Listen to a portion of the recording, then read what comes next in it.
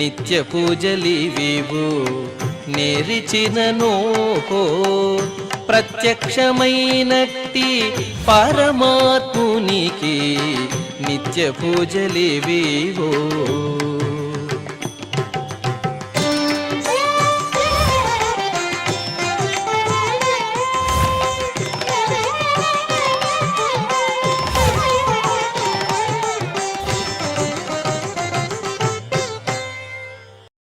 ఓం నమో వెంకటేశాయ.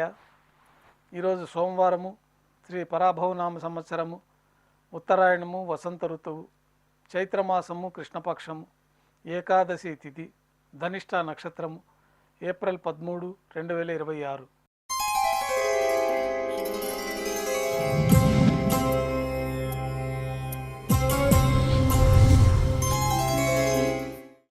ప్రాతకాల నైవేద్యాల్లో భాగంగా అన్నప్రసాదాలు, పన్యారాలు, ఘంటానాదం మధ్య శ్రీవారికి నైవేద్యంగా సమర్పించిన తర్వాత సాత్తుమర పూర్తయిన తర్వాత భక్తుల్ని సర్వదర్శనానికి అనుమతిస్తారు.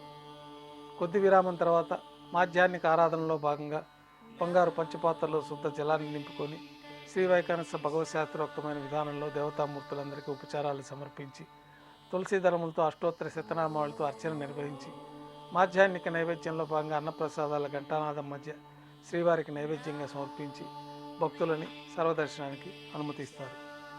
ఉభయ దేవేలతో శ్రీ మలయప్ప స్వామివారిని బంగారు తిరిచిపోయిన వేంచేపు చేసుకొని మేళతాళాలతో ఊరేగింపుగా విమాన ప్రదక్షిణంగా సంపంగి ప్రాకారంలో కల కళ్యాణ మండపానికి చేరుకుంటారు. కళ్యాణోత్సవం ప్రారంభమవుతుంది. పుణ్యాహవచనము, అంకురార్పణ, రక్షాబంధనము, అగ్నిప్రతిష్ఠ, స్వామివార్లకి అమ్మవారికి కళ్యాణోత్సవం సందర్భంగా నూతన పట్టు వస్త్రాల సమర్పణ, మహాసంకల్ప పఠనం, మాంగళ్యాల ఆరాధన పూర్తయిన తర్వాత స్వామివారి తరఫున అమ్మవార్లకి మాంగళ్యాల సమర్పణ.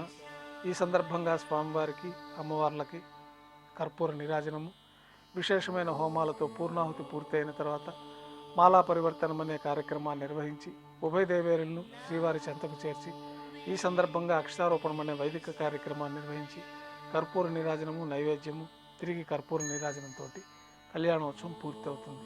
కళ్యాణోత్సవ భక్తుల దర్శనం అనంతరం ఉభయ దేవేలతో శ్రీ మలయప్ప స్వామివారు మేళతాళాలతో ఊరేగింపుగా ధ్వజస్తంభం వద్ద గల అద్దాల మండపానికి చేరుకుంటారు. వేదపారాయణ నడుమ పూంజల సేవ నిర్వహించుకొని కర్పూర నిరాజన సమర్పణతోటి పూంజల సేవ పూర్తి అవుతుంది. ఉభయ దేవేలతో శ్రీ మలయప్ప స్వామివారు ఆర్జిత బ్రహ్మోత్సవం కోసం వైభవ మండపానికి చేరుకుంటారు. అక్కడ స్వర్ణ గరుడ వాహనం పైన శ్రీ మలయప్ప స్వామివారు వేంచేస్తారు. కర్పూర నిరాజనంతో స్వర్ణ గరుడ వాహన సేవ పూర్తి అవుతుంది. హనుమంత వాహనం పైన శ్రీ మలయప్ప స్వామివారు వేంచేస్తారు. కర్పూర నిరాజన సమర్పణతోటి హనుమంత వాహన సేవ పూర్తి అవుతుంది. పెద్ద శేష వాహనం పైన శ్రీ మలయప్ప స్వామివారు వేంచేస్తారు. కర్పూర నిరాజన సమర్పణతోటి పెద్ద శేష వాహన సేవ పూర్తి అవుతుంది. ఉభయ దేవేలతో కలిపి శ్రీ మలయప్ప స్వామివారికి కర్పూర నిరాజన సమర్పణతోటి ఆర్జిత బ్రహ్మోత్సవం పూర్తి అవుతుంది. సాయం సంధ్య వేళలో 1000 దీపాలతో అలంకరించబడి ఉన్న సహస్ర దీపాలంకరణ సేవ మండపానికి ఉభయ దేవేలతో శ్రీ మలయప్ప స్వామివారు మేళతాళాలతో ఊరేగింపుగా చేరుకుంటారు. అక్కడ వేదం, గానం, నాదం నడుమ సహస్ర దీపాలంకరణ సేవ నిర్వహించి నక్షత్ర నీరాజనము, కర్పూర నీరాజన సమర్పణతోటి దీపాలంకరణ సేవ పూర్తి అవుతుంది. 4 తిరువీధుల్లో నిత్యోత్సవంలో భాగంగా తిరువీధి ఉత్సవం జరుపుకుంటూ శ్రీవారి ఆలయంలోకి వేంచేసి విమాన ప్రదక్షిణంగా భాష్యకారుల ముఖమండపానికి చేరుకొని భాష్యకారుల ముఖమండపంలో ఆస్థానం పూర్తయిన తర్వాత మహామణి మండపానికి చేరుకుంటారు.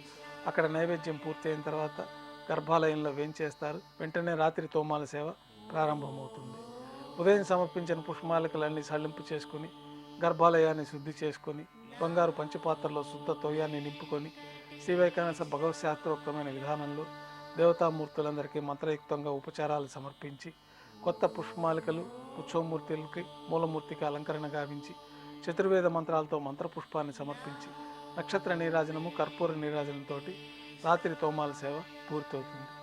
తులసీ దళములతో అష్టోత్తర శతనామార్చన నిర్వహించిన తర్వాత రాత్రి నైవేద్యంలో భాగంగా అన్నప్రసాదాలు, పన్యారాలు, దోశ, ఘంటానాదం మధ్య శ్రీవారికి నైవేద్యంగా సమర్పిస్తారు.